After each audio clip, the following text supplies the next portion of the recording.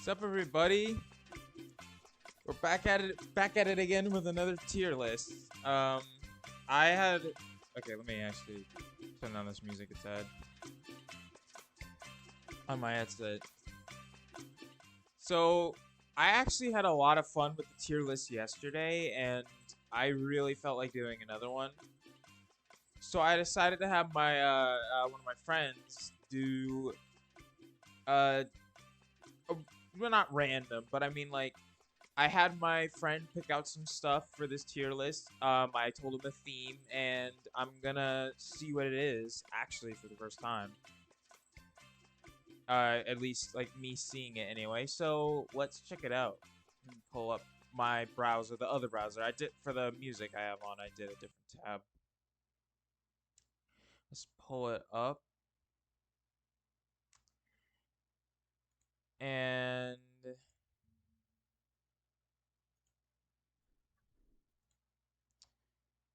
I'll pull it up on your guys' screen. Okay.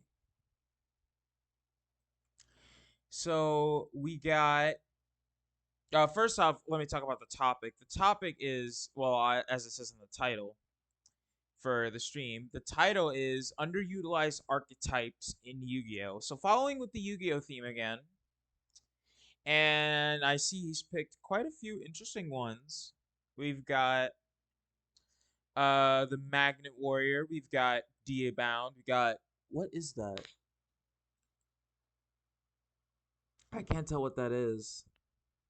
Oh, it's the Wicked Gods. Okay. And then Venom Minaga, the Toon World. I think that's supposed to be Dark Neosphere. Sealgore Calculus, and I think that's Leroy's. Buster Blader, Clear World, Flame Swordsman, Guilford, and then Summon Skull. He made me a list. So let me check it out to make sure these are actually the ones he's talking about. I haven't checked the list until now, but oh yeah, I was right. I wasn't sure if that was supposed to be Dark Neosphere, but it was. So pretty cool. I'll put some music on in the background while we check these out. So let me do that. Hopefully an ad doesn't play. That would be very annoying. It did, and that's exactly why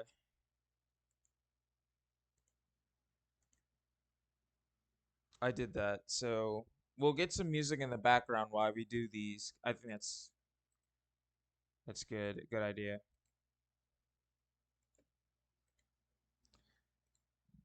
So there you go. Oh, that's not the song I was expecting. I thought it was the other song. Damn. I guess it works. So anyway, I think we'll just do these in order. Valkyrie and the Magnet Warrior. So I'm gonna have to search up the Magnet Warrior archetype. That's why I got this other tab up. So,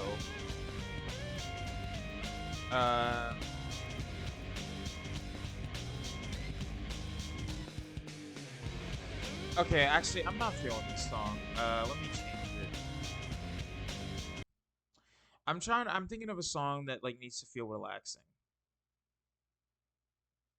How about this one? Tab real quick. How about this one?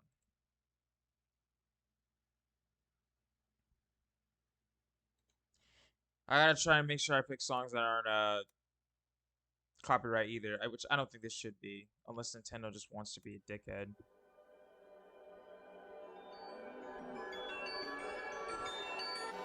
Okay.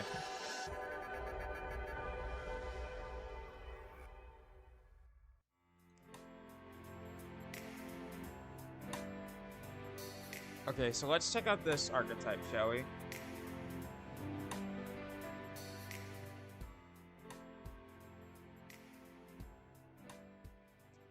So, let's see.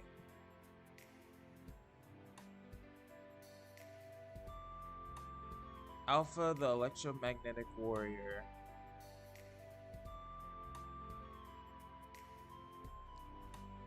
This card can be normal summoned or special summoned. You can add one level 8 Magna Warrior monster from your deck to your hand. You can only use the effect of Alpha, the electromagnetic warrior, once per turn.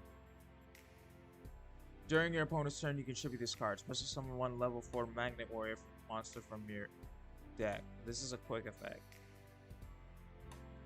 Okay. Pro. Allows you to add a level 8 Magna Warrior monster from your deck. Contribute itself and summon a Magna Warrior in turn. Is a 1700k beater. Con. God damn it. You can only use this effect once per turn. The Magnet Warrior you special summon on the tribute has to be level 4. I mean, that's still not too bad, though. I will be right back, actually, because I just remembered something.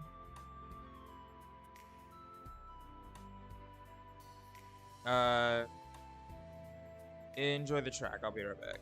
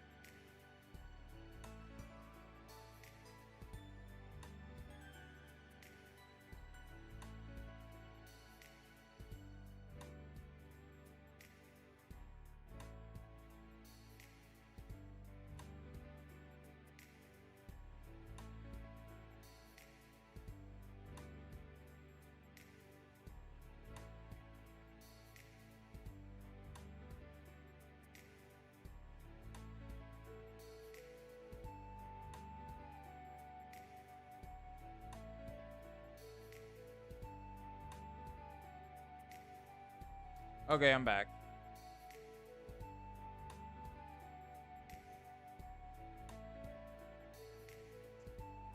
So, as I was saying, that's not too bad, I mean, all things considered. I don't know what this is, but, I mean... Anyway.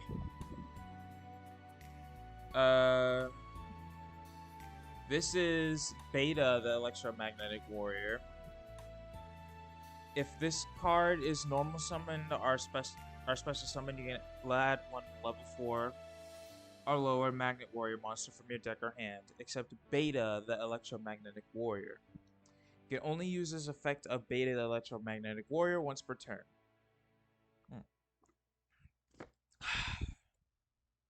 During your opponent's turn, you can tribute this card. Special summon when level 4 or magic. Oh, it looped again. During your opponent's turn, you can tribute this card. Special summon one level 4 Magnet Warrior monster from your deck. This is a quick effect. Pro. Allows you to add level 4 or lower Magnet Warrior monsters from your deck to your hand.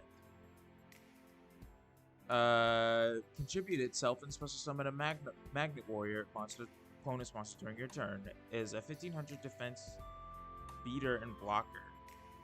How's that a pro? That's just okay, but I mean, whatever. Con, you can only use its effect once per turn. The Magnet Warrior you summon has to be level 4.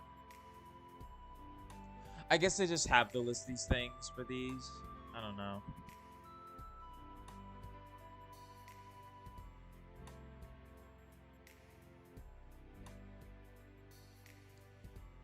Sorry. Gamma, the electromagnetic warrior.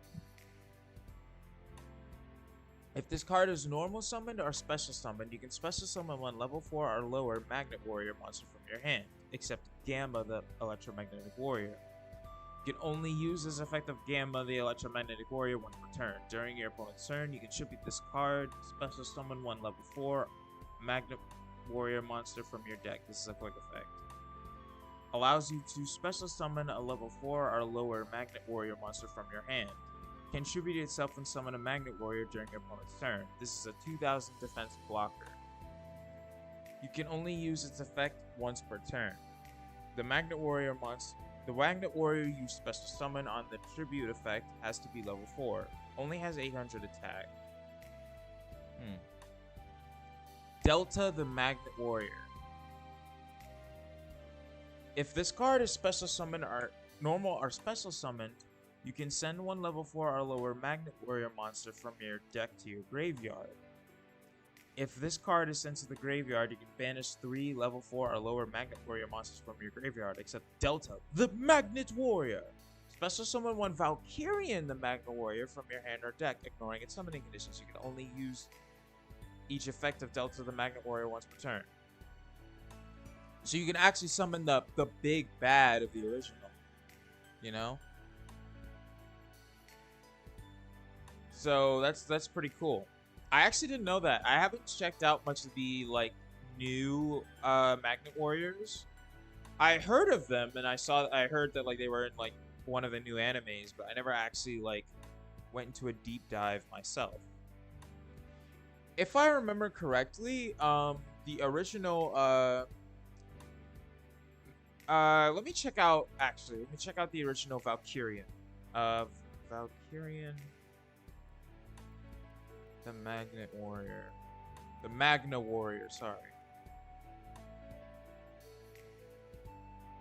I could have just pulled him out of my old cards, but I mean, whatever.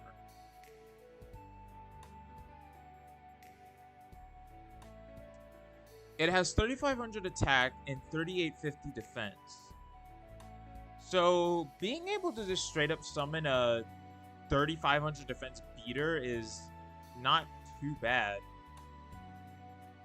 Plus, you can always still separate. If you have those 3 monsters in the graveyard, you can always still separate it and turn it into 3 monsters.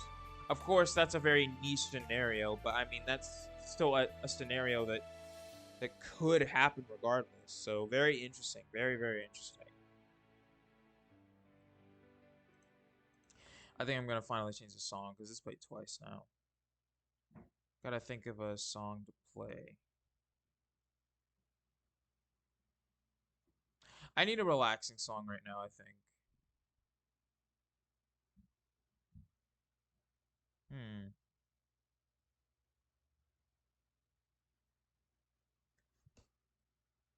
I'm not really sure.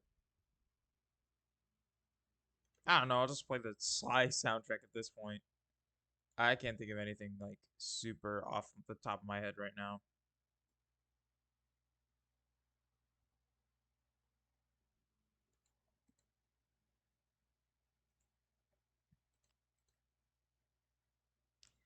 Anyway, let's get back to what we're talking about. So, as I was saying, you can send one Magnet Warrior monster from your deck to the graveyard. Also, you special summon for carrying a Magnet Warrior from your hand or deck, ignoring summoning conditions. And when this card is sent to when this card is sent to the graveyard. Okay, so when it's destroyed, you can do that. Okay, so that's a pretty important stipulation. Regardless, though, that's good. A free 3,500 beat stick, you know, that can also turn into 3 monsters when you choose. Only if those 3 monsters are in the graveyard, though. But still, if you're playing a Magnet Warrior deck, I think it would be fair to assume that you have them there. Especially since if you didn't, there wouldn't be much point to this effect.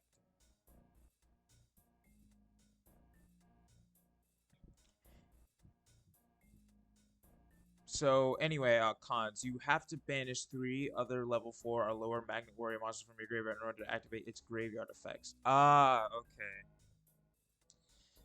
Now I understand a little bit. Um You can only use YouTube's effects once per turn. Yeah, Verserian, the Electro Magna Warrior. Huh. I've never seen that before. It looks cool. Looks sick as fuck. It's 4, 7, 8, level 8. Uh, 3,000 attack, 2,800 defense. So not as much attack or defense as and it's actually English, so I can actually read it. Cannot be normal summoned or special summoned. I'm sorry. Cannot be normal summoned or set. Can only be special summoned from your hand by banishing one Electromagnet Warrior Alpha, Electromagnet Warrior Beta, and Electromagnet Warrior Gamma from your hand, field, or graveyard. You can banish one level 4 or lower Magnet Warrior monster from your graveyard. Then target one card your opponent controls and destroy it. If this card if this card is destroyed by battle, or if this card is in its owner possession and is destroyed by an opponent's card effect, you can target one Electromagnet Warrior Alpha, Electromagnet Warrior Beta, and Electromagnet Warrior Gamma among your banished monsters and special summon them. So basically, the same as what's it called? God damn it, Valkyrian, except you can, well, summon it from your banished pile instead. It's the same monsters that you banished earlier. So pretty cool. Pretty cool. Alright. Can banish, yeah, pros can banish that. Can destroy one card in the field as a 300k beater. You can special summon these. Cons. You have to banish one level 4 monster from your... Its destruction effect. Oh, it targets. Yeah, it targets. So there's some timing things there. And it has to be destroyed by your opponent to activate its destruction effect. Superconductive Machine Empyrean Magnum. The fuck is this? Valkyrian the Magna Warrior and Verserian the Electro Magna Warrior. So it's a fusion of the two? Huh. Well, that seems 4,000 attack and 4,000 defense. That sounds like it's going to be hard to summon. It's got to have a pretty good effect to justify that, I think. Anyway, but let's see it. Must be fusion summoned with the above fusion materials and cannot be special summoned in other ways. What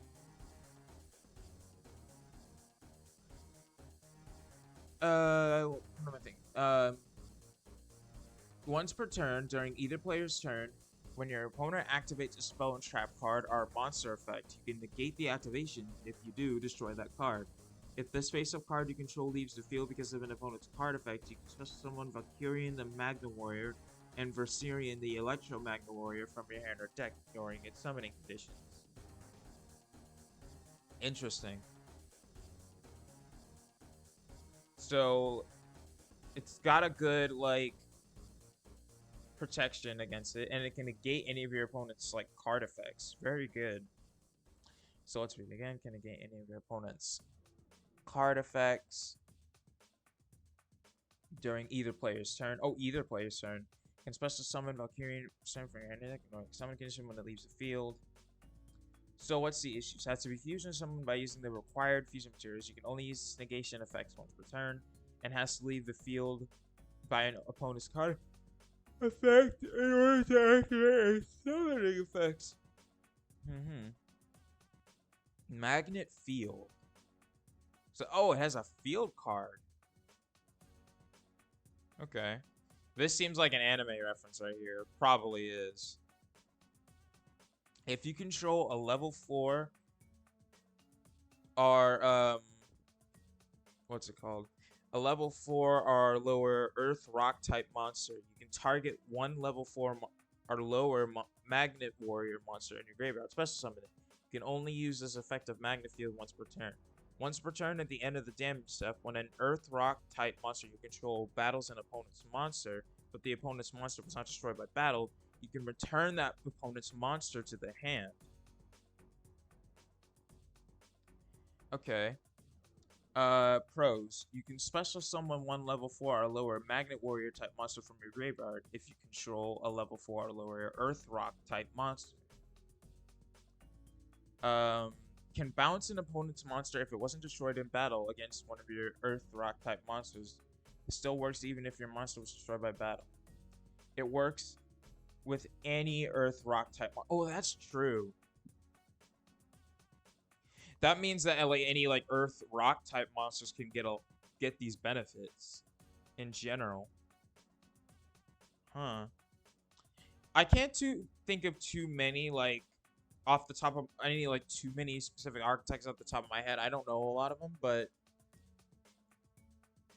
that's interesting to think about. Magnet conversion. Trap card. Trap card. This art looks cool. Target up to three level 4 or lower. Target up to 3 level 4 or lower Magnet Warrior monsters in your graveyard. Add them to your hand. During either player's turn, except the turn this card was sent to the graveyard, you can banish this card from your graveyard and target one of your banished level 4 or lower warrior monsters. Special summon it. Okay. So, oh, pull out the wrong webpage. So, I'm thinking, that's pretty good.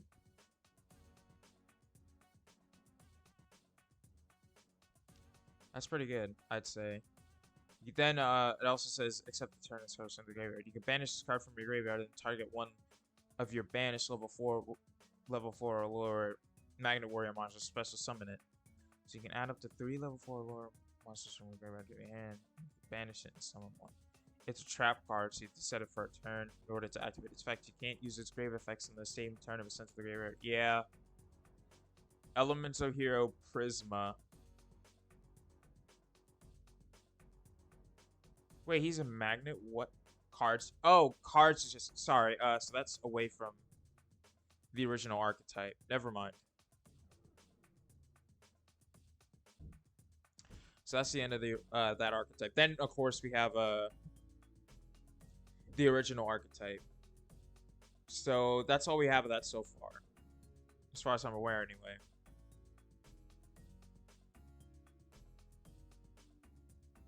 Unless I can check the Yu-Gi-Oh! Wiki and make sure that it's the case. Is my... Sorry, I was just making sure my stream's still on. So let me check these out real quick. Alright.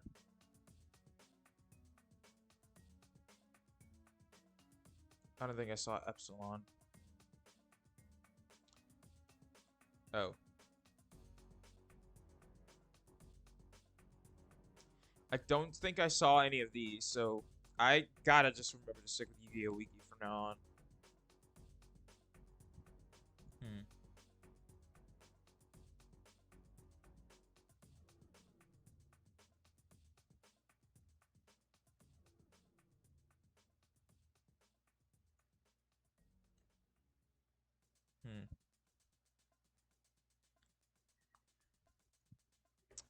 Um...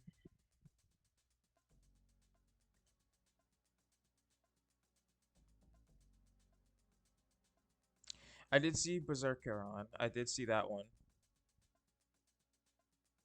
It's kind of hot in here. I'm gonna turn out my fan a little bit. There we go. Hope that's not too loud for the mic. Doesn't seem like it. So anyway, as I was saying, Berserkeron.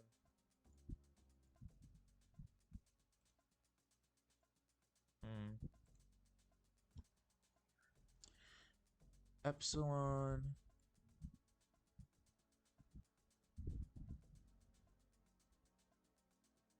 This is Imperial Magnum. Epsilon. I don't believe I saw Epsilon. What is Epsilon? If this card is normal summon or special summon, you can send one level 4 alert. I'll just read it to myself.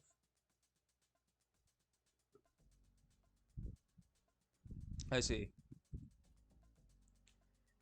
So, from what I'm looking at, it kind of seems like it has a bit of a deck for its own, to call its own a little bit, at least from my perspective. But I still feel like there's some potential to be had with it. How am I feeling about how many cards do I think it needs? I'm thinking right now, honestly, I think I would put it at could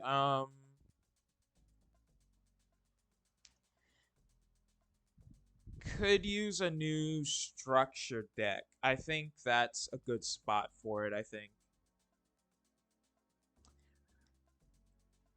I say that because it does seem to have like a bit of a few new cards. It's got like some actually now that I think about it, yeah, no, never mind. Like maybe 5 to 10 new cards to support. Because it already seems like it has like a few combinations that it can make with other decks. So I think just 5 or 10 new cards will do. I think that's fair enough. Sorry. Hmm. Next one we have on the list is Diabound. How many card? I didn't even know Diabound. How many like cards does Diabound even have? Hmm.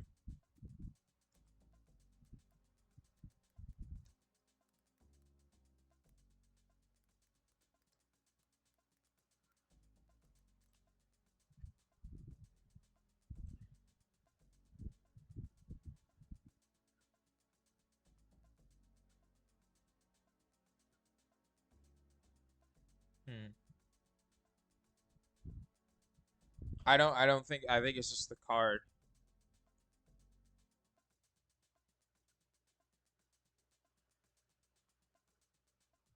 Yeah, I think it's just the card. I think it's just Diabound. Well, let's check out what Diabound called. What it does. Um, when this card declares an attack, it gains 600 attack. I mean, yeah, it gains 600 attack. Quick effect. When you target one face-up monster your opponent controls, it loses attack equal to this card's current attack until the end of the turn. Then banish this card until the standby phase of the next turn. You can only use this effect of Diabound Kernel once per turn. Okay. Well, since Diabound was a monster who was like who adapted to his enemies in the anime, like I understand what they were trying to go for with the effect a little bit. It seems like they were kind of trying to go with the idea of, hey, we make the monster that's attacking it get its attack decreased by this monster's attack. So it feels like it's taking its power or weakening its power because it has its power. And then it's also automatically gaining 600 attack by default. That being said, that's not that great on its own, but I can understand the idea they were going with it. So, hmm. If I were to make an archetype for Diabound or that card, I would probably surround it on trying to keep Diabound on the field as much as possible. Because like it had a stipulation where if I go back, real quick, if I go back, as a stipulation where you banish the card until the standby phase of the next turn. So either they need to design D-bound where he hits as hard as possible when he's around, or are we need to build the deck around just straight up keeping him as like on the field as possible, you know? I'm not entirely sure how you would build that, but it has to be something like that. What is this? No. Oh, it's just D-bound. Never mind. I'm not sure how. Like, okay, let me think of a few examples for building him around. Trying to keep him on the field trying to make him hit as hard as possible. The way I would do that is I would add some support monsters, like maybe some references from the anime, like Thief King Bakura or something, where it's like, oh, if Thief King Bakura or Thief King is on the field, this card, Diabound on the field cannot be destroyed by battle or something like, oh, if it is destroyed by battle, if it's banished by its own effect, Thief King Bakura can summon it back, negating its conditions or something like that. Or maybe even just some cards that just straight up in general just make D-bound like easier to keep around, I think is very good. So as for like how much is worthy of getting an archetype, um I think I would put it about here. Could make it a new structure deck. I don't think Diabound is something that's like super like hype that they just been ignoring for centuries or anything. But I still think it's something that could use some help and could be fun if it got some help. So I think putting it in could use a new structure deck is a good spot, I think so anyway. Next we have the Wicked Gods. Now I actually need to search up the Wicked Gods because I don't remember everything about them.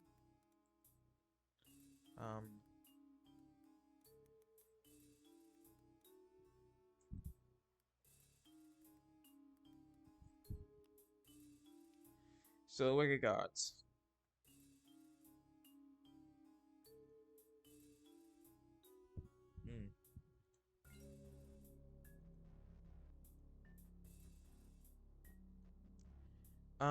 Cards.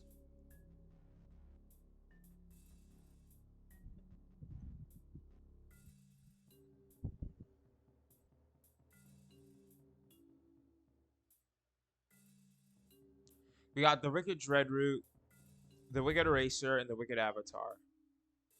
So I'll pull these all up real quick first.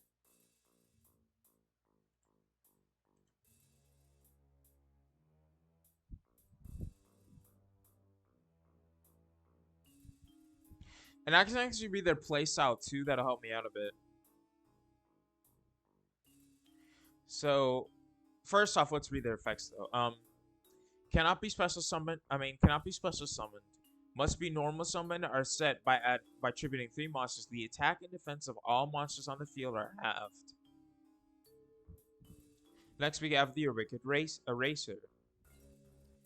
Cannot be special summoned. Must first be normal summoned or set by tributing 3 monsters. The attack and defense are equal to the number of cards your opponent controls times 1,000.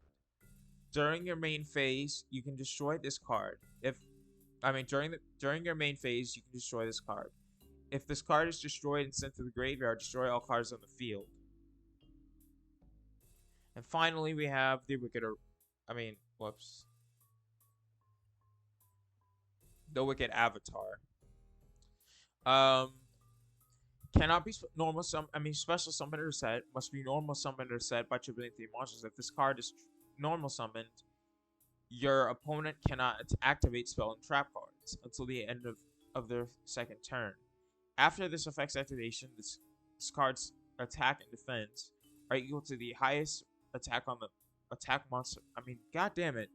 The highest attack on the field plus 100, except Wicked Avatar. Okay. It had been a while since I remembered the effects of the Wicked God, so it was good to catch up.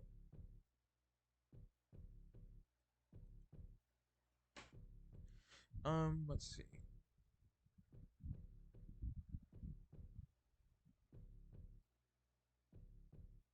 I strike. Oh, I can just read this.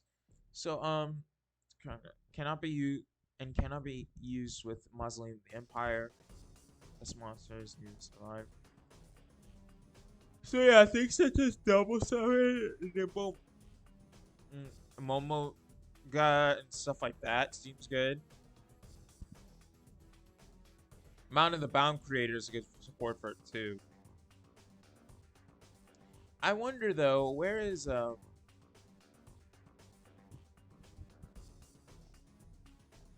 I think I heard the Wicked Gods got new support, sort of.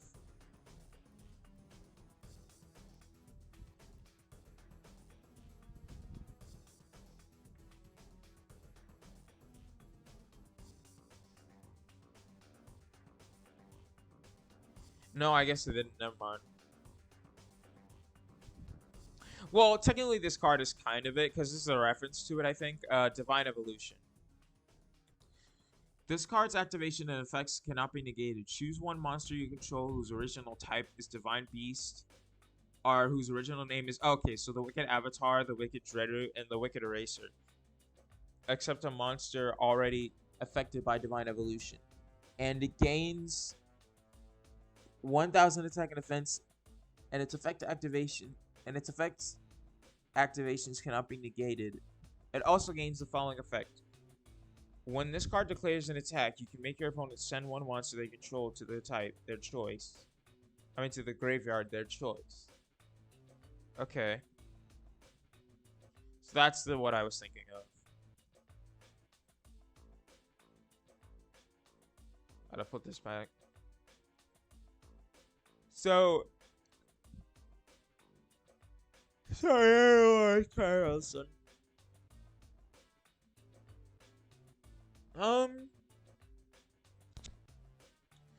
I'm not sure what I think about the Wicked Gods, because like I know again they said the whole idea is that like you spawn like monsters that bring back a lot of monsters, like cards that get a lot of cards back. I think if you were to try and like expand upon the Wicked Gods, I think you definitely need to step up the Wicked Gods themselves a little bit. Because their effects aren't bad. They're just not anything super fantastic. It's not anything that like sets it out from the rest. They just have like decent effects at best. So I think, for example, I would add like sort of like a slime token like scenario where like you have something that continuously gives you the tribute fodder you need.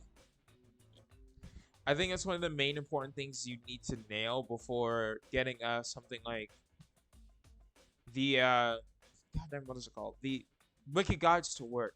My head is kind of off right now. So I think that being said, Wicked Gods should go in.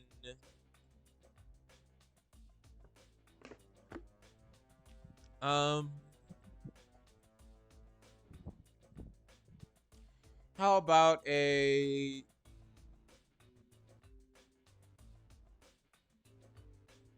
I think a 5 and 10 cards is in order. Sorry about that.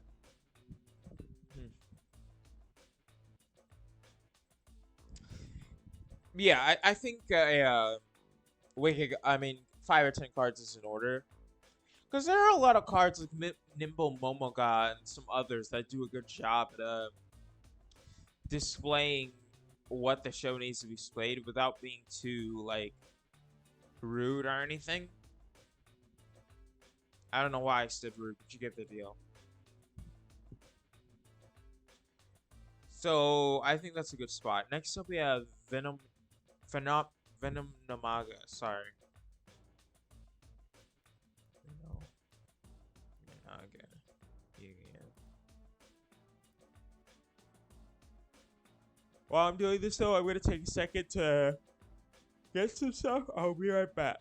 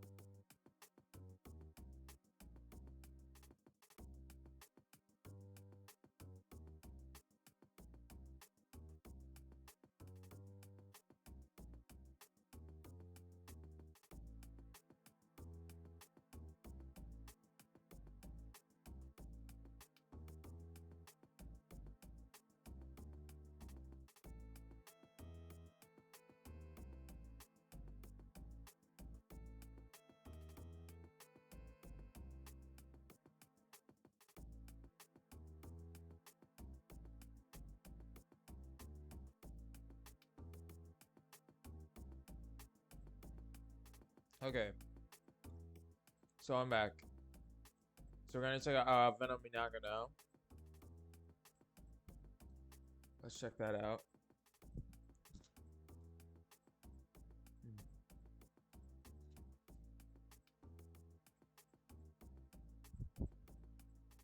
Or rather, the Venom counters. So I got a piece of bread to eat real quick.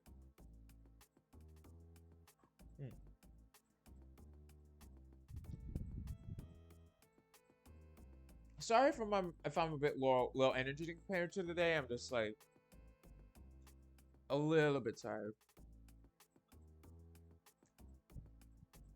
Cannot be no trying to say must be special summon. Summon with Rise of the Snake Deity or by its own effect.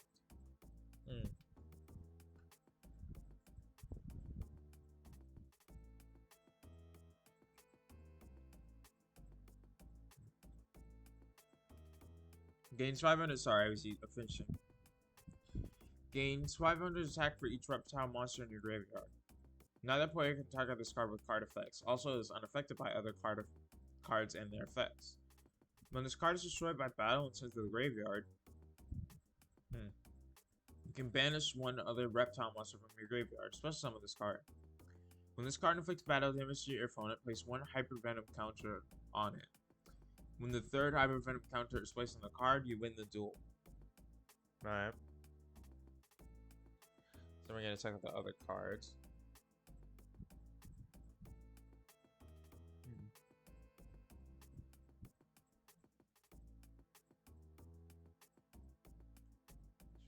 Venom counters, I have to say.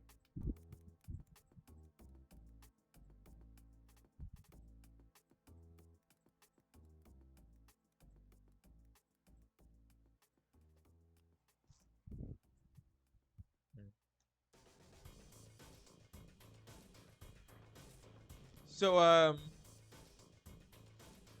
let's check out this one now. Venom Cobra. Hard scales cover all parts of the striker. Oh, never mind. I'll just read that to myself.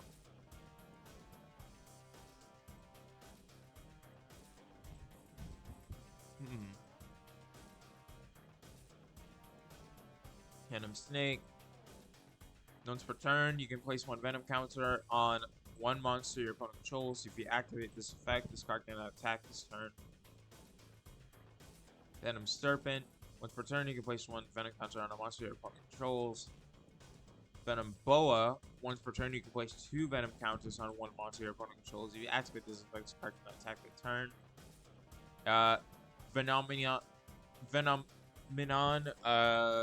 King of Poisonous Snakes. I don't know much about this card. What's the deal?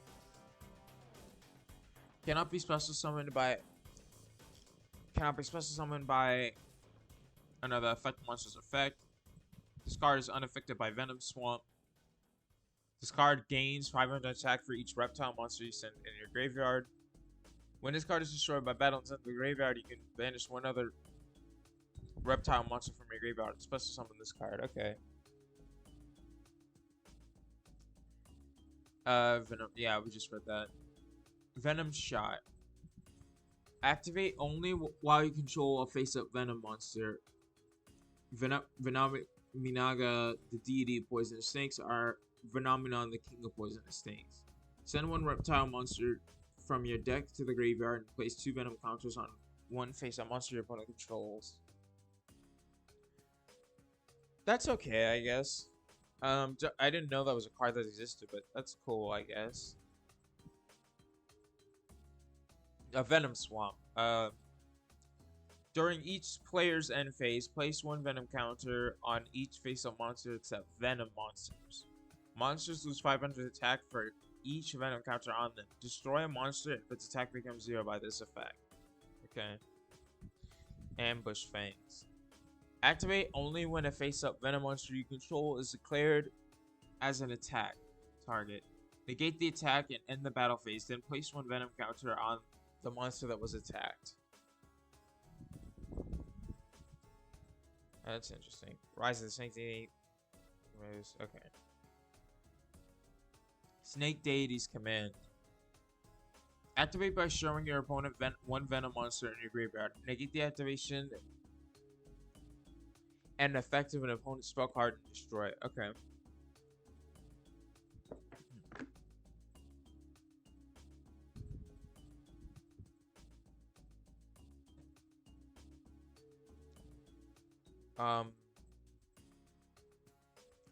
Venom Burn. Send one monster with a Venom counter. Select one monster with a Venom counter. Remove all Venom counters from that card and inflict 700 damage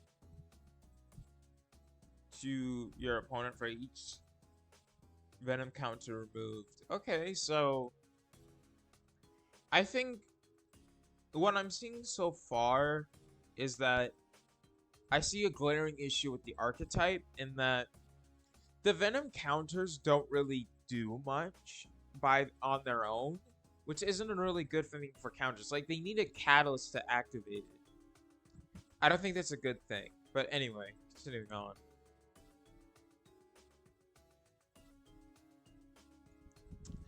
So, where am I thinking of putting the Venom counter archetype? Sorry. I'm gonna pause for thought for a bit.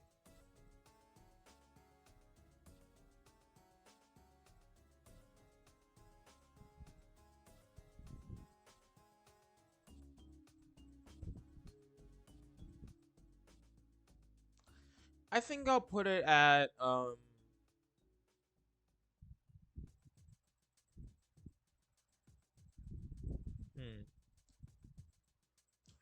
maybe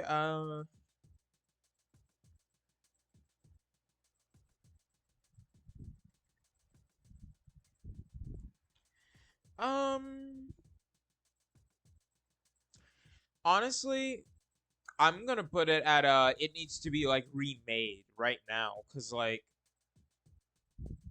the whole base of the Venom counter itself is based on a system that not only barely works, but on top of that, the system that it has, even during its time, was still pretty bad. So I think it just needs a really big rework. They need to work out some things. I think the main thing they need to work on is making it to where the Venom counters are like don't need a catalyst to activate. Like they don't need a specific card to be played. They don't need a certain field card to be played. I think that's the main thing they need to get rid of with it. But I can see the potential in it. I feel like it definitely deserves a chance, a shot at least. That's just me though. Toon World Archetype. Now, I'm actually familiar with the Toon cards as of now, but I will still pull it up just anyway in case. Hmm.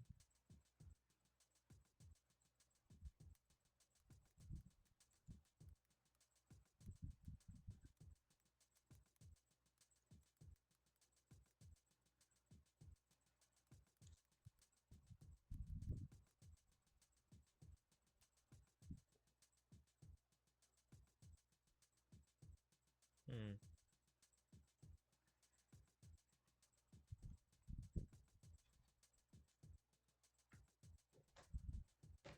Oh. Okay, so Blue is Toon Dragon. I already know about that. If you control Toon World, equip to an opponent's monster. Take control of it. It is treated as a Toon monster. If your opponent controls no Toon monsters against it directly, if Toon World is not in the field, destroy this card. Okay. Um, it's a Toon World. What? Oh, sorry. That's a skill. Never mind. Can I run over someone to spec? This card can attack during the turn it is summoned. This card can attack unless you pay 500 life points. When two monsters destroyed on the field. Okay, sorry. Yeah. Okay. Manga Reran, they have the same summoning. I mean, not summoning, attack sickness and all that. Mimicat. If you control Toon World and a Toon monster, target one card in your opponent's graveyard. If it is a monster, special summon it on your side of the field. If it is spell or trap card, set it on your side of the field. You can only activate Mimicat once per turn. Um, Red Eyes Toon Dragon. This one has the abilities. Red Eyes has the ability to special summon two monsters. That's pretty good.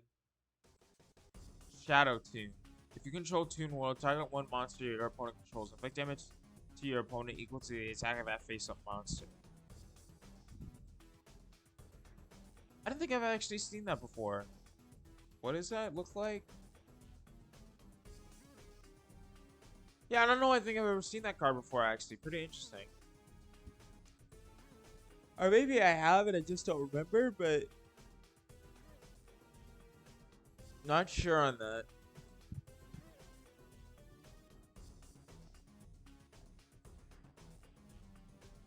Hmm.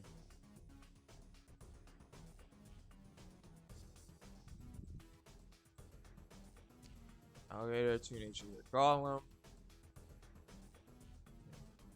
Toon Bookmark. Add one Toon World or one card that mentions it. Oh yeah, I remember Toon Bookmark actually.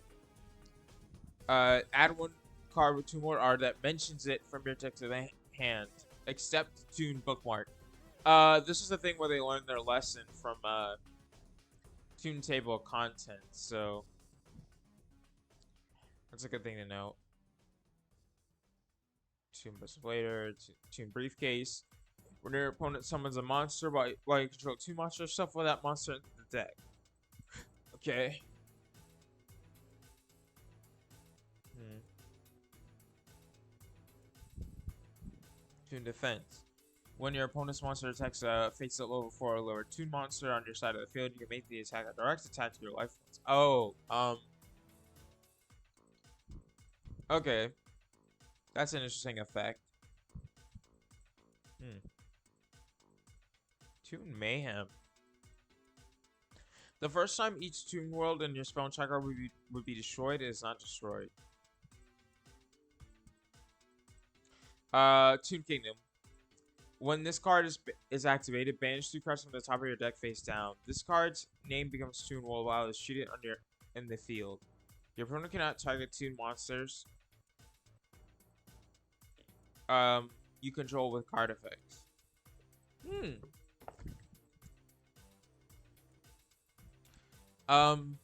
If a Toon monster you control would be destroyed by battle or card effect, you can banish 1 card from the top of your deck face down for each of those monsters instead. Toon page flip. If you control Toon World, reveal 3 Toon monsters with different names from your deck. Your opponent randomly picks 1 for you to special summon, ignoring the summoning conditions. Also, shuffle the rest into your deck. You can only activate Toon page flip once per turn. Alright. Toon rollback. Target 1 Toon monster you control. It can make a second attack during each battle phase this turn. Oh, so each. So it does both of them. I see. Alright.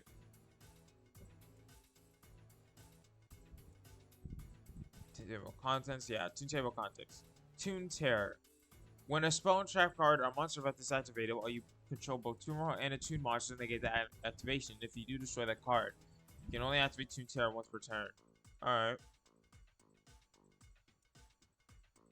Oh, so it's skill, yeah. All things considered, it kind of seems like they've already been trying to give it support, but it's just never worked out that well.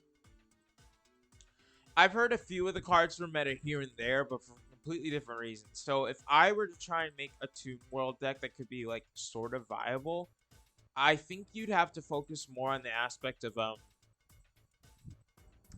them just being able to survive anything, or if they can't survive it, then they're coming back. Like, I mean, if they can't survive it, then they're getting stronger ones. So I think I would build some monsters that actually resummon themselves to the field, even if they're destroyed, are sort of just hinting at the fact that like the old Toon Force makes them invincible, something like that along this line. So I think, that being said, I think it has gotten a lot of support from what I'm seeing. So I think I would put it at a new card or 2. I think that's fair. Because I can actually kind of see where Toons can still be potentially good, all things considered, if the newer cards are just done a bit better. But anyway, I'm gonna take a break. I'm feeling like I need one. And then I'll be back later.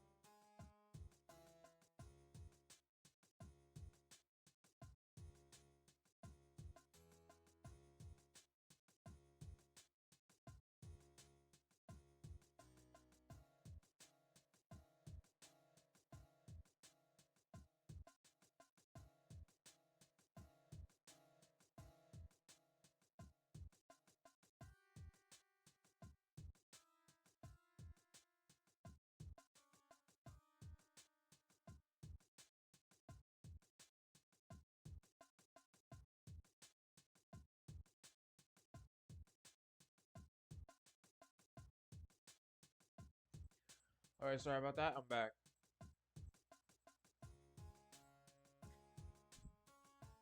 So anyway, I was saying that's why I would put two more at about there. Hmm.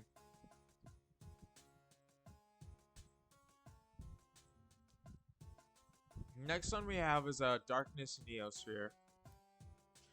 I don't need to look too much into it since it's only one card, but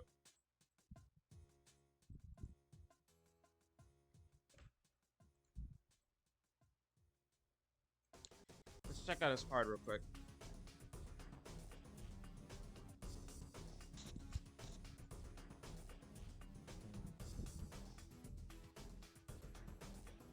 I just realized I don't have this back on. There we go.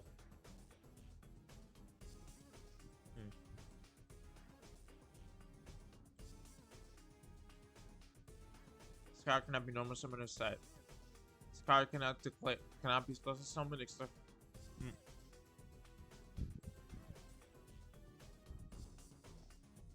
Except by sending one feat type monster from your hand to the graveyard. When your opponent's monster declares an attack, this card cannot be destroyed by battle.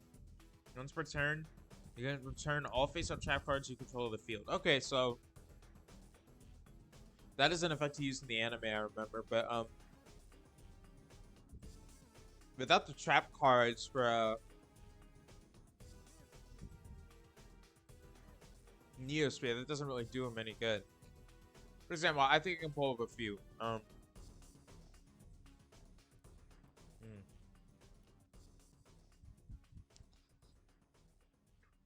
If I can find it.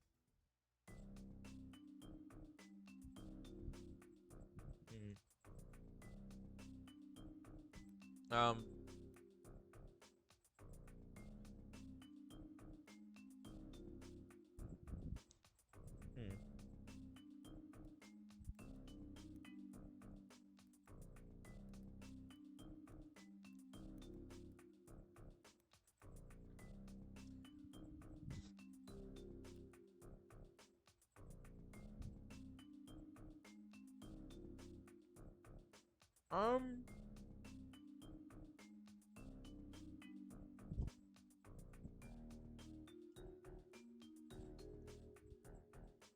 I can't find them.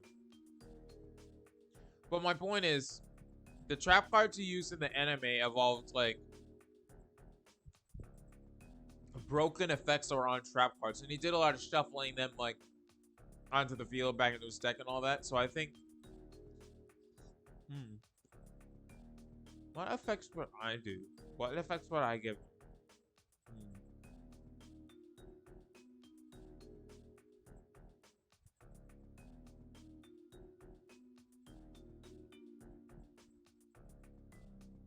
I think for one thing, I would probably give I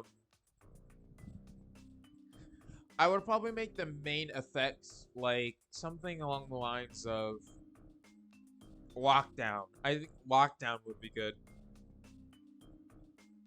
Either lockdown or confusing the opponent. Because one thing that happened in the anime was that there was this card. It wasn't played by a Night Shroud, the person who played Darkness Neosphere, but Fujiwara, I think his name is. He used this card where, like, you weren't allowed to see what was in your graveyard anymore, so you had to memorize it. I wouldn't give it the exact same effect, but I would give it something in effect something along those lines. I think would be good.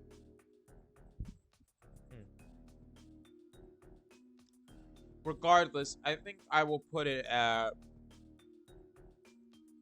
we need it right now, because all things considered, as far as I'm aware, we only have one card about my dude. I think he needs more. Maybe that's just me, though. Maybe that's just me.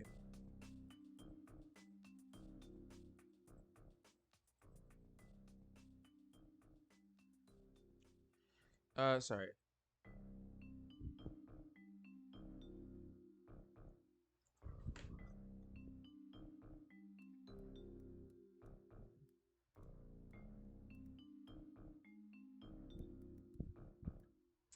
Now let's get into the Seal of Orichalcos. Let's get into one of the best cards ever, in my opinion. Ooh, what the fuck is this? That looks sick. But anyway, let's check out the card. The Seal of Orichalcos. All monsters you control gain 5 as an attack. Once per turn, this card cannot be destroyed by card effects. While you control 2 or more face-up attack resistant monsters, your opponent cannot target your monsters with the lowest attack for an attack. When this card is activated, destroy all special summon monsters you control. You cannot special summon monsters from your extra deck. You can only activate Steel Orichalcos once per turn. So, it's not the only card we have to look at here, though. We also have to look at the other things. For example, we have to look at, what was it called? What is it? Divine Serpent Get.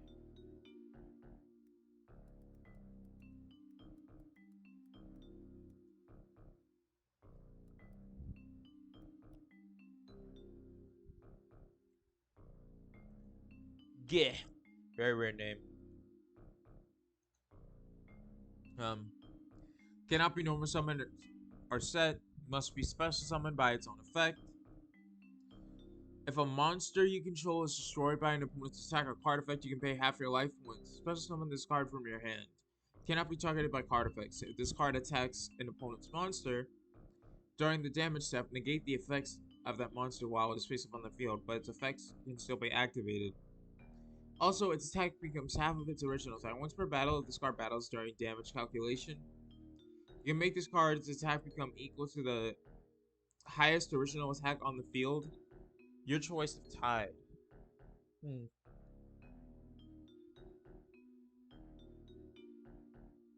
then we also have to look at what's his name? His other boss monster, Shunoros.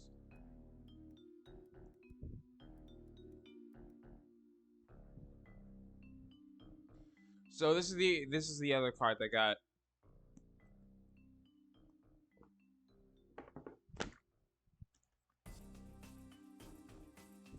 an official release.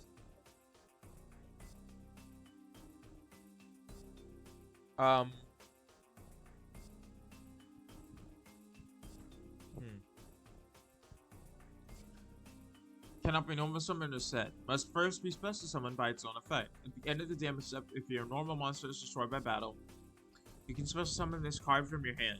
Gains 1000 attack for each monster your opponent controls. Face up level 4 monsters on the field cannot be destroyed by card effects. Okay. So that's all the Orichalcos cards we really have right now. So I think going by the anime, I was thinking we could do a thing where it's just like Kitora absorbs all the like attack life point damage. Obviously it wouldn't work in real life anyway, but like regardless, an issue with that is the fact that the Seal of Orichalcos in itself makes it to where your opponent isn't allowed to attack the weaker of the monsters. Kitora was weak, so I think the way I would build the Orichalcos, like new archetype, is by making it to where the weakest monsters for the Orichalcos are the ones with the most like supporting effects. For example, something like, this monster takes half of the attack points of one monster each turn, and then it can be added to another monster or something like that. That's what I think would be the best option, all things considered. So anyway, in terms of where I would put it here, I think I would put it at, could use a new structure deck, because I think it could have the potential to be very good if it gets a new deck and all that. So I'd say to give it a new structure deck.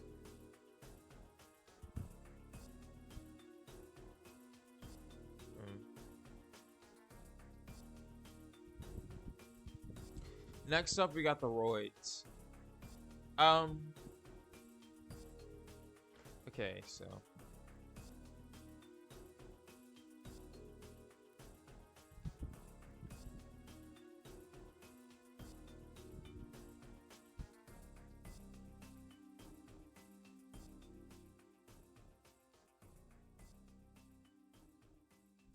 Sorry, quick.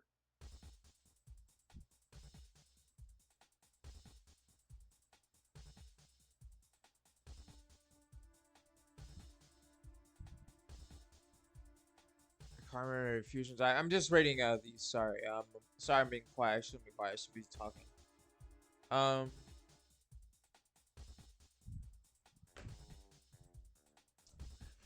The V cards are primarily a fusion archetype. Yo, D. Yo, Skell. How's it going? Um. Hope everything. I mean, how's it going, Skell? Uh, I would say, how's your what is today? Saturday. I would ask how your Saturday's going, but I kind of was just in your stream a couple hours ago, so I don't really need to ask. It's kind of getting late for me right now. I'm just going good. Thanks. Yeah, it's kind of getting late for me right now. I think I gotta try and finish. So, looking at this right now, it sees, focuses on synchros. Anyway, what we're doing is we're ranking different Yu-Gi-Oh archetypes to see which one could use the most support. That's what we're doing right now. So,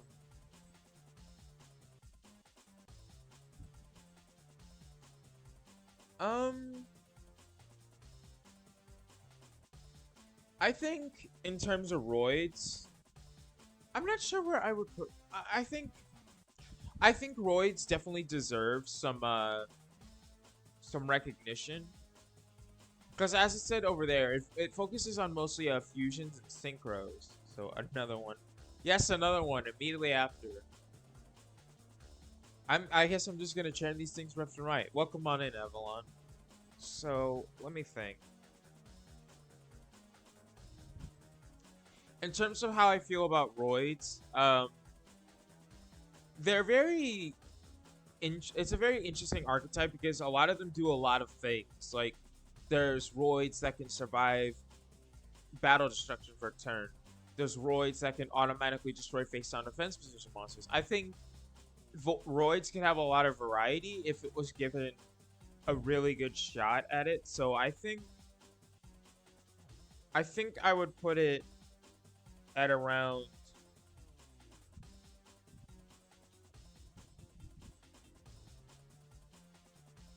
new structure deck. Because roids have gotten new cards here and there, but like they've never been enough to really make roids really good, because it's mostly just like, oh, well, you have this new card, but now you just have this one card that basically carries everything. So I think getting a new structure deck would probably be the best for the roids, all things considered. That's at least my view on it. Next, we got Buster Blader. Let's check out his archetype real quick, because I actually don't remember everything about his archetype.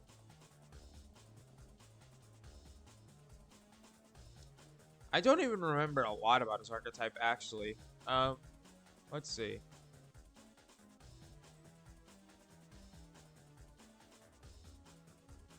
So the whole thing around Buster Blader is gains 500 attack for each dragon monster your opponent controls.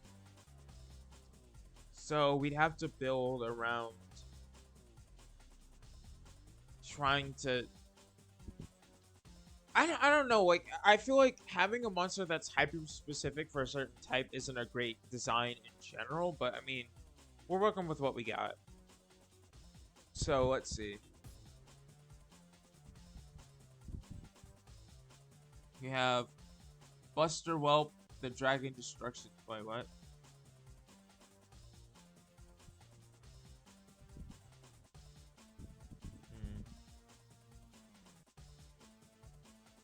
What music is playing right now?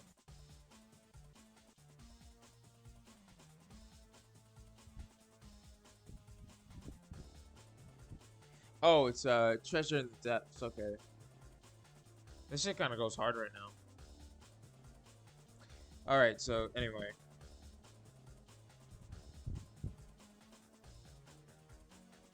Hmm. Okay, so we got the Buster Blader, the Dragon Destroyer, Swordsman. Which what does he do? I actually don't know.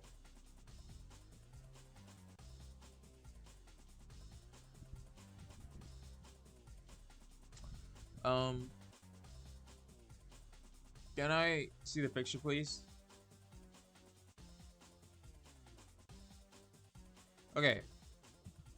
This card's name becomes Buster Blader while it is on the field or is in the graveyard. If a monster your opponent controls is destroyed by battle or card effect and sent to the graveyard, you can target one of those destroyed monsters. Equip it to this card. Once per turn, you can send one monster card you control that is equipped to this card to the graveyard. Destroy all monsters your opponent controls with the same type as that monster. Oh, I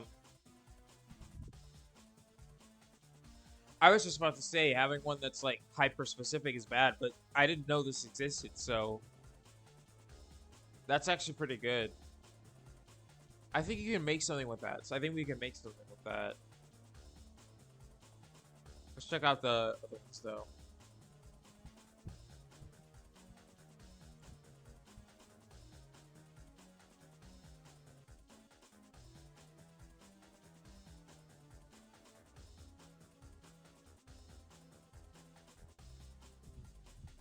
Hmm. Uh, sorry, Buster later the Dragon Destroyer Swordsman. Um, must be special summoned. I mean, must be fusion summoned. It can be summoned by other ways. This card cannot attack directly. This card gains 1,000 attack and defense for each dragon type monster your opponent controls or is in their graveyard. Change all dragon type monsters your opponent controls to defense position. Also, dragon type monsters to your opponent's side of the field cannot activate their effect. If this card attacks a defense position monster, inflict piercing damage. Oh, I see. So, you know something funny? He literally has the dragon capture jar effect, I think, right? Isn't that what dragon capture jar does? Like it forces dragons to go into defense mode or something like that. Something like that. I'm gonna turn the light on real quick. Be right back.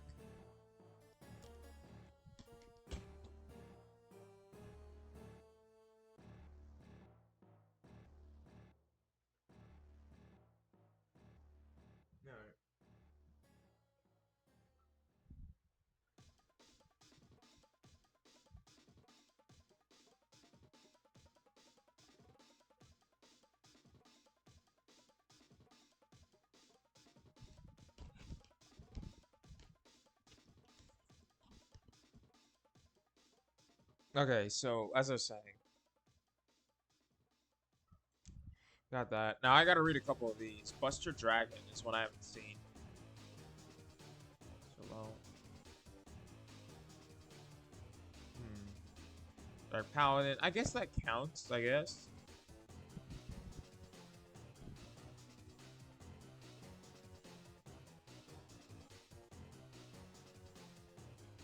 Hmm. So Buster Dragon is a synchro. Okay. One tuner and one or more non-tuner monsters. Check, make sure that everything's going good here. Um, all monsters your opponent controls become dragon type. Once per turn, if you do not control a Buster Blader monster, you can target one Buster Blader in your graveyard and special summon it. Once per turn during your opponent's turn, you can target one Buster Blader monster you control. Equip it with one Destruction Sword monster from your graveyard. This is a quick effect. Okay. Okay.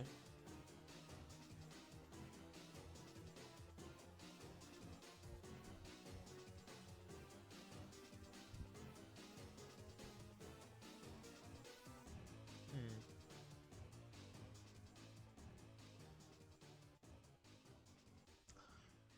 Buster, well, just first off, that picture is adorable. This picture is adorable right here. What is he? Is he holding something, or is he just lying down, or is he holding something? I can't actually tell. I think he's holding something. I don't know.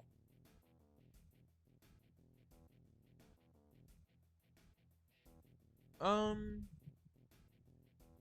I'm trying to look because like it feels a little weird for it to be his stomach, but I guess his tail is kind of like that too. So maybe that's just me. Anyway, let's read his effect now. Um, when this card is normal summoned, you can add one destruction sword card from your deck to your hand. Uh, except another that one. You can tribute this card to someone Buster Blader from your hand or graveyard. If this card is in your graveyard and you control Buster Blader, you can discard one destruction sword. Special summon this card. I'm gonna read the rest of myself, I think, but actually no, I won't. Sorry. Hmm.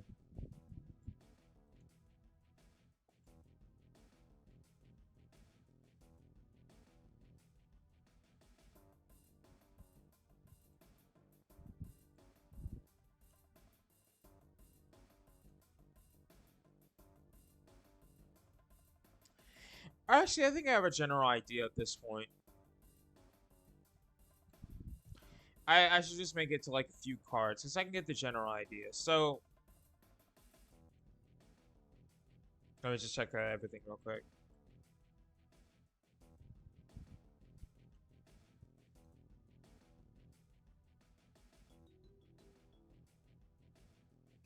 Just waiting for it to load. Just wait. Okay, so my synopsis on it is the whole theme around Buster Blader is getting these Destruction Sword equip cards, aka the little baby dragon, onto Buster Bladers, but they also help support him by like getting him onto the field like quickly. I don't think we really need to drive away from that much, to be honest. I think the main thing we need to work on is Buster Blader needs other monsters beside himself that can reap these benefits. Maybe you can make a story about him having an apprentice and or apprentices and help him out there. Cause like at the end of the day, most forms of Buster Blader are still a level 7 like monster, meaning that you have to get 2 tributes out and all that. It would just be better if they had a few weaker ones that could still get the benefits from Buster Blader or something like that. I think that's what it mainly needs. Anyway,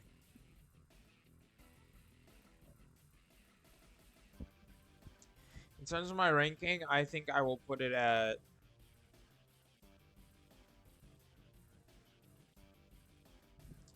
I think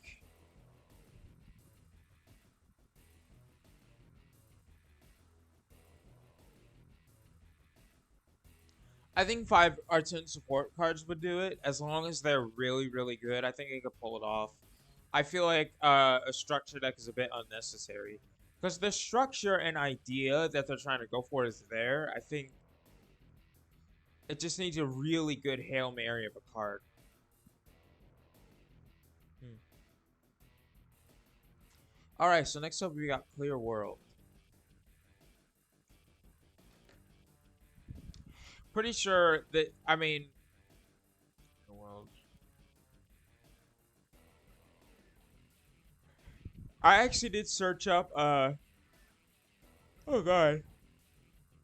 I'm a bit tired. I should probably try and get this over with because I am a bit tired. I did remember one time hearing that the Clear World monsters actually existed and like decided to search them up. I love the aesthetic behind them. So anyway, all we really need to look at is his effect. I mean the effect for this card, which is Clear World. During each of your end phases, pay 500 life points or destroy this card. Each player receives effects depending on the monster attributes they control. Light. Play with your hand revealed at all times. Dark. If you control two or more monsters, you cannot declare an attack. Earth. During your standby phase, target one defensive system monster you control and destroy that. And destroy that target. Water. During your end phase, banish one card. Fire. During your end phase, take 1000 damage. And then wind. You must pay 500 life points in order to activate a spell card. So I think the idea behind Clear World is... Maybe it's English.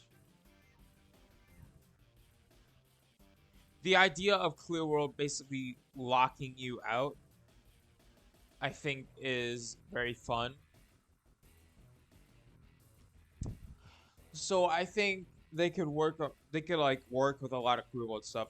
As I didn't say this before, but I think the Clear World support we got is recent, so I'm sure more things will come out in the future. But with that being said, I don't have much to say about it, other than the fact that I always felt like I, rejected archetypes don't really get that much love. So I think Clear World is one of those that definitely deserves to just pop off. It deserves to be #1 on the list, in my opinion, because the whole aesthetic in general is really cool, very tense, very interesting. So I would definitely put it at. It needs to be fully established at this point. Also, let me fix this real quick. I need to put Neosphere there.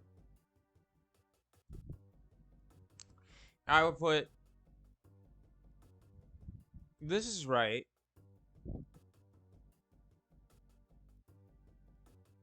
I think Wicked Gods needs to move up here.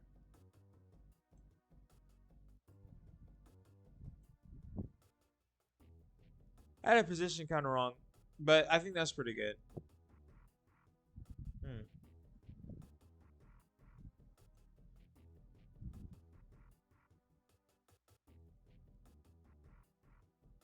Next up, we got Flame Swordsman.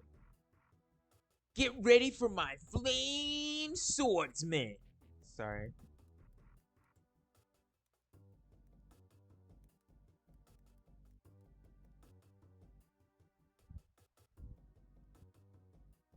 Alright.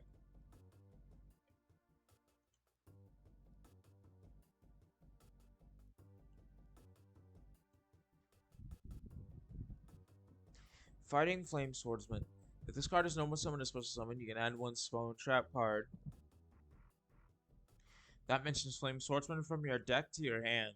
If this card is sent to the graveyard, you can send one Flame Swordsman or one monster that mentions it from your deck or extra deck to the graveyard, except Fighting Flame Swordsman. You can only use each effective Fighting Flame Swordsman once per turn.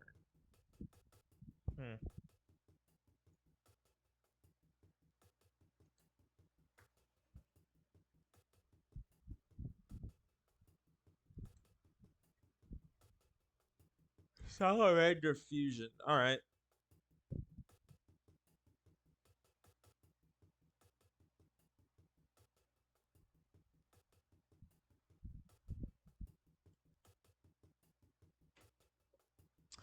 Mirage Swordsman. So Mirage Knight, Mirage Swordsman. I wish I could see the effect. What is a Mirage Swordsman like?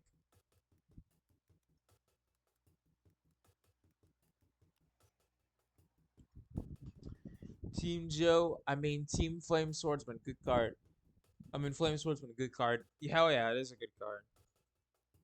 Better be a good card. Let me check this out.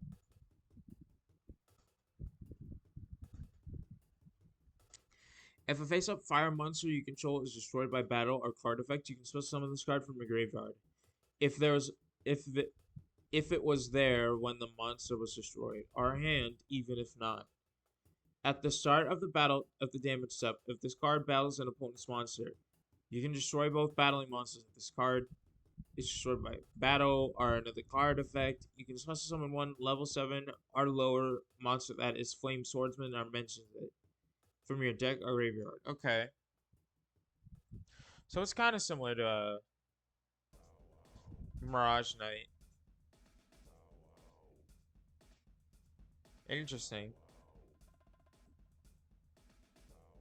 No, I gotta go back.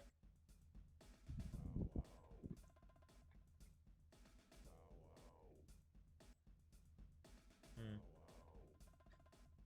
What is this? This card is equipped to Flame Swordsman. I can't see what that is. Salamandra. What is Salamandra like?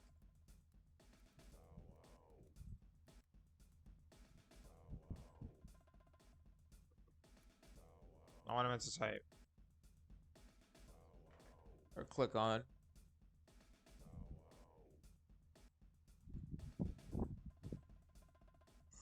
I never really saw any of these. While this card is equipped to Flame Swordsman, or a monster that mentions it, it gains 700 attack. You can use each effect of the following effects to Salamander the Flying Dragon once per turn. If this card is in your hand or graveyard, you target one warrior monster you control. Equip it as a spell card. If this card is sent to the graveyard, you can add one Salamander spell or trap monster from your deck. Okay, so since this deck seems to revolve around like a lot of the anime stuff that happened with Flame Swordsman, I think the main thing I would consider adding to it is maybe some dark magician stuff. I know it sounds like not literally dark magician stuff, but I mean like I think some references here and there about like, oh, if a spellcaster or something is on the side of the field, it doesn't have to be like dark magician. I meant dark magician as in like a reference to how they teamed up together. But I mean, in terms of like the card game, I mean, have some spellcaster stuff like here and there, because it could definitely help broaden its horizons a little bit, which wouldn't kill it. I don't think so. That's how I feel about that.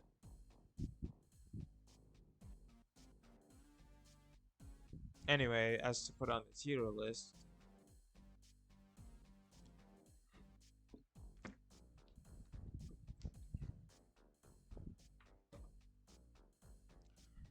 I would put my good friend Flame Swordsman at about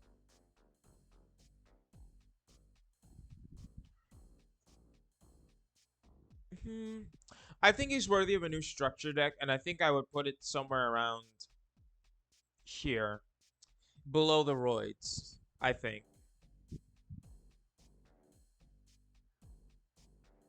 All right, we got two more to go.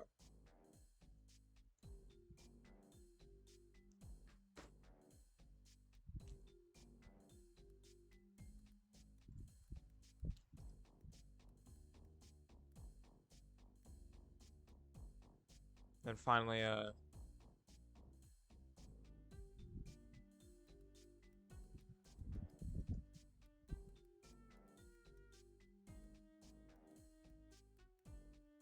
wonder if these two even have archetypes.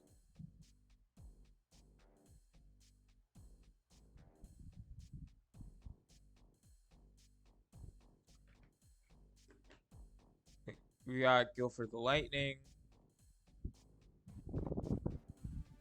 Oh, sorry, wrong one.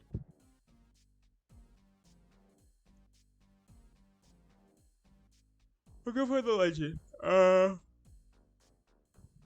Resource summon.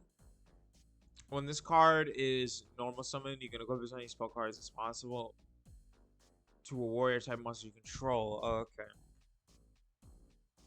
And then we all know Guilford the Lightning's effect. So Guilford the Lightning's whole deal was that when he was like tributed 3 times, he was able to destroy all the monsters on the field. So I think like building it up that way is a good idea. But as for like lower level monsters, I think I would add some things where it's like, oh, this monster is able to spawn more tribute fodder for Guilford the Lightning, so you can pull off these devastating effects from when they were summoned, while also making sure as well that like they're still good monsters at the end of the day, and they can still compete. So I think that's what I would do for Guilford the Lightning.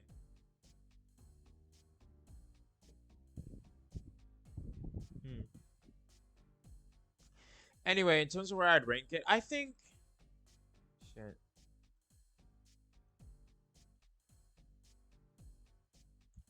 My mouse is kind of messed up right now.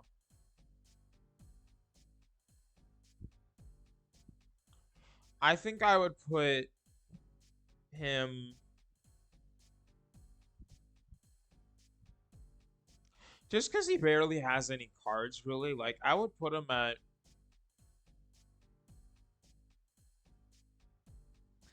It's kind of tied with Orichalcos for me, so like I think this is considered a tie. It's a couple cards and like that's it. I think it's a tie between Orichalcos and Guilford. The last one is Summon Skull.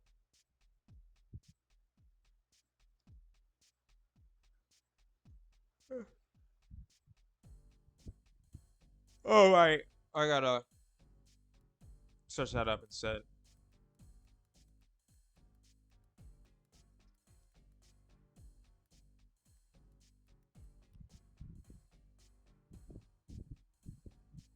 I love Summon Skull. Me too.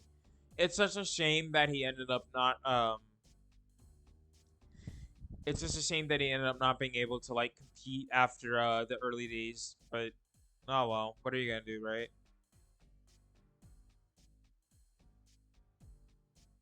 What are you gonna do? Art Fiends.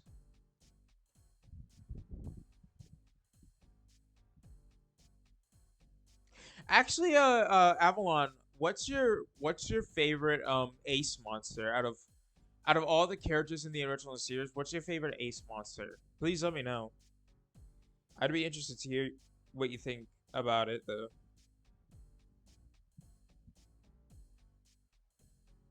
Oh yeah,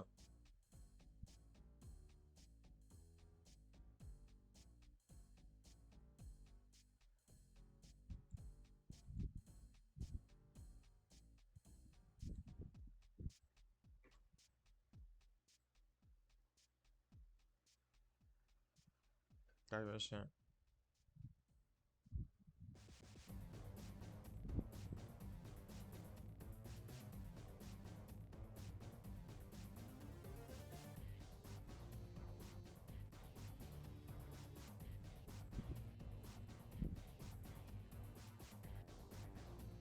Okay, I remember what they're like now. Tough question. That's fair. I think my favorite would probably be Ace Monster.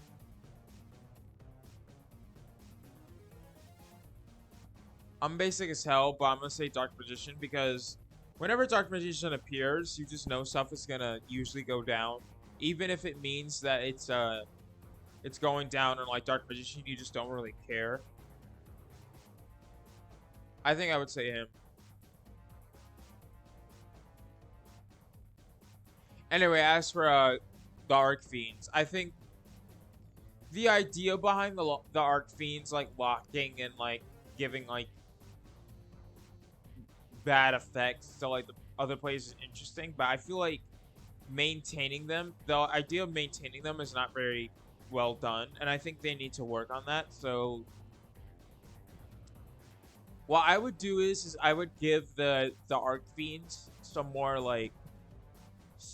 devastating and like devastating effects, and also make those effects to where they can continuously happen. That's what I really think it needs. But in terms of where I would put on the list, I think it deserves to go just about where we can.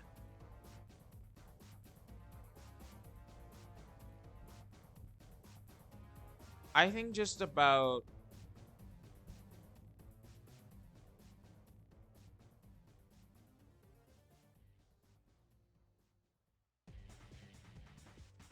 honestly just about here.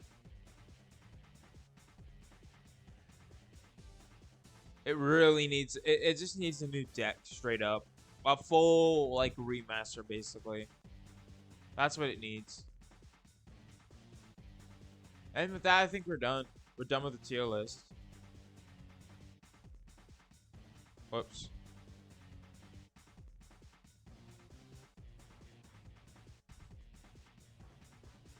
Hmm. Outside of like god cards for some characters and obvious ones, I generally like Great Moth. Huh, that's a pretty cool choice, actually. I respect that.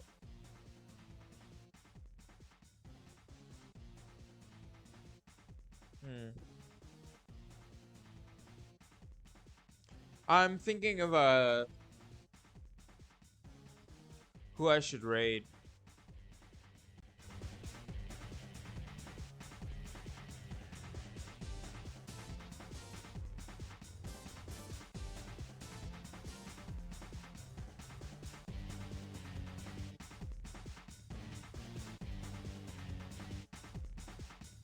Sorry, I'm on my muted. I was saying I gotta find somebody to raid. But I was saying I think that's genuinely interesting what you said about Great Moth. I kind of wish they kind of kept going with that concept and tried to work it out, but it's a shame. I guess it just never really worked out, you know.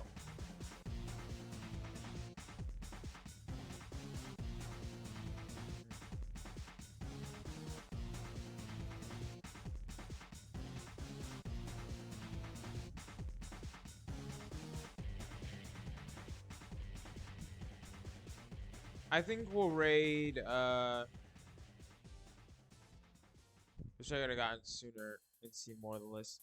It's fine. Don't worry about it.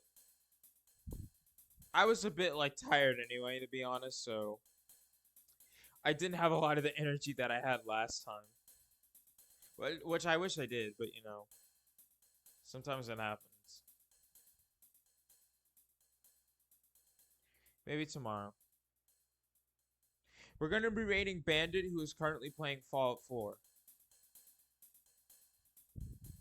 So please give them a lovely like time when you raid there and all that. Let me find it real quick.